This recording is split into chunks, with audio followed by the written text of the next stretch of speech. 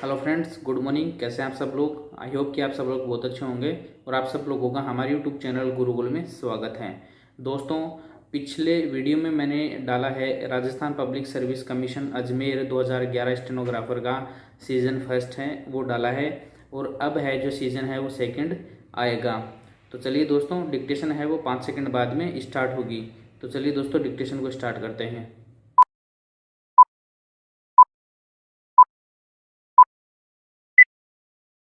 एक समय की बात है जब हमारे नगर इलाहाबाद को भीषण बाढ़ का सामना करना पड़ा था। विराम। उस समय मैं बहुत छोटा था तथा तीसरी कक्षा में पढ़ता था। विराम। मैं स्वयं तो समाचार पत्र नहीं पढ़ सकता था, किंतु उन दिनों प्रायः नित्य की चर्चा का विषय बाढ़ ही रहा करता था। विराम। जैसे ही समाचार पत्र वाहक का स्वर सुनाई पड़ता, अखबार ले जाओ, वैसे ही भैया एवं दीदी झपटकर बाहर दौड़ते और अखबार की खींचतान मच जाती। विराम। अंत में माताजी अथवा पिताजी उन्हें शांत करते।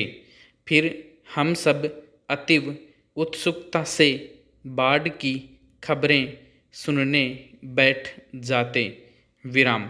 एक दिन पिताजी ने अति चिंतित होकर हमें समाचार सुनाया कि आगरा और दिल्ली की ओर भारी बारिश हो रही है, जिससे यमुना नदी में भीषण बाढ़ आ गई है।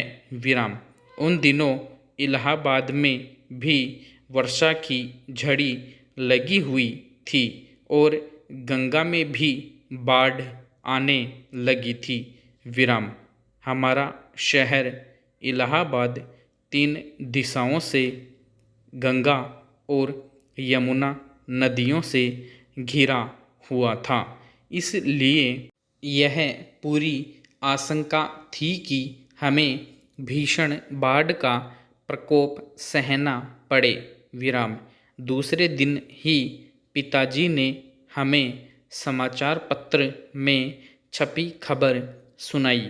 कल तक प्रयाग को भी भीषण बाढ़ का सामना करना पड़ेगा। विराम। जिधर देखिए उधर बाढ़ की चर्चा हो रही थी और सभी लोग भयभीत दिखाई दे रहे थे। विराम। तभी बड़े भैया कहीं से घूम फिरकर लौटे। विराम। उन्होंने बताया कि गंगा और यमुना दोनों ही बहुत बढ़ गई हैं और यह सत्य है कि कल परसों तक ये नदियाँ अपनी सीमा पार करके सड़कों पर भी प्रवाहित होने लगेगी। विराम। हमारा घर जिस मोहल्ले में है वह गंगा यमुना के अत्यंत निकट है। विराम। जब भी गंगा यमुना में बाढ़ आती है तो हमारे मोहल्ले में सनसनी फैल गई और मोहल्ले वाले अपने अपने सामान सुरक्षित स्थानों में स्थानांतरित करने लगे। विराम।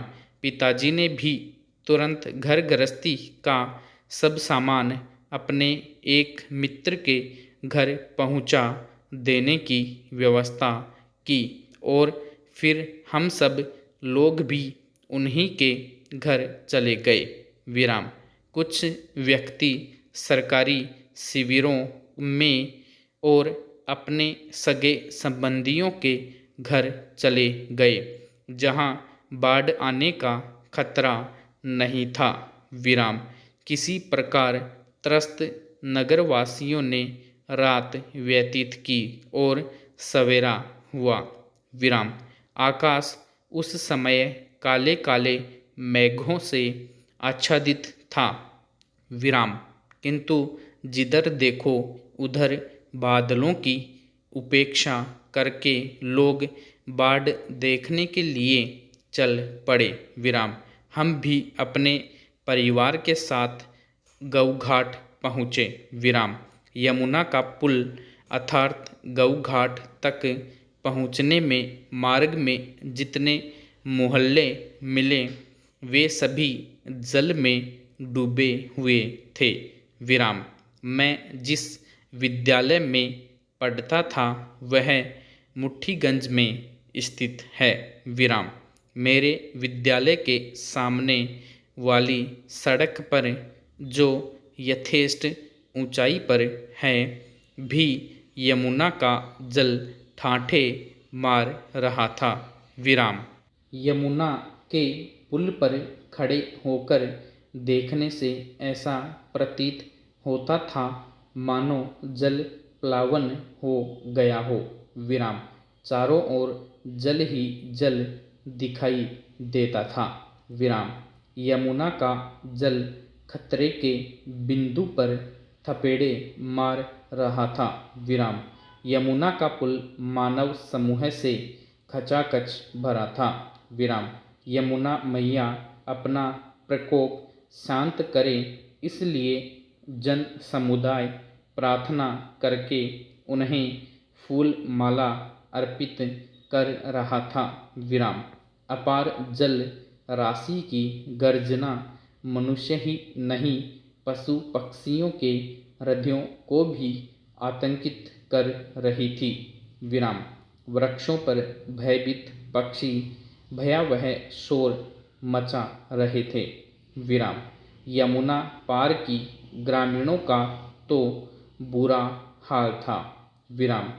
समस्त खेती जल प्लावित हो गई थी। विराम।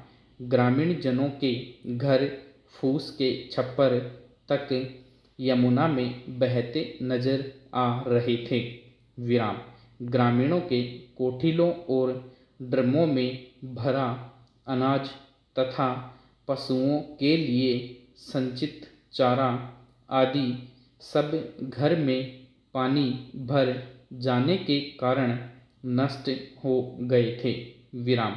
यमुना के जल में बहती हुई अगणित मानव और पशु पक्षियों की लाशें भंवर के चक्कर में पड़कर डूबती हुई नौकाएं तथा अपने जीवन की रक्षा हेतु जल से संघर्ष करते त्रस्त व भयभीत व बहते हुए जीवित पशु पक्षी सम्मिलित रूप से एक ऐसा भयावह दृश्य उपस्थित कर रहे थे कि मेरा बाल मस्तिष्क आतंकित हो उठा। विराम। मुझे आज भी स्मरण है कि मैं डर के मारे आंखें बंद करके यमुना के पुल पर ही अपनी माँ से लिपट गया था, जोर जोर से रोने लगा था। विराम। मुझे अत्यधिक भयभीत देखकर पिताजी सपरिवार घर लौट आए थे। विराम। उस रात मैं सो नहीं सका था। विराम। आंखें बंद करते हुए भी विनाशकारी भयावह दृश्य चलचित्र की भांति नृत्य करने लगते थे और मैं डर के मारे आंखें खोल देता था। विराम।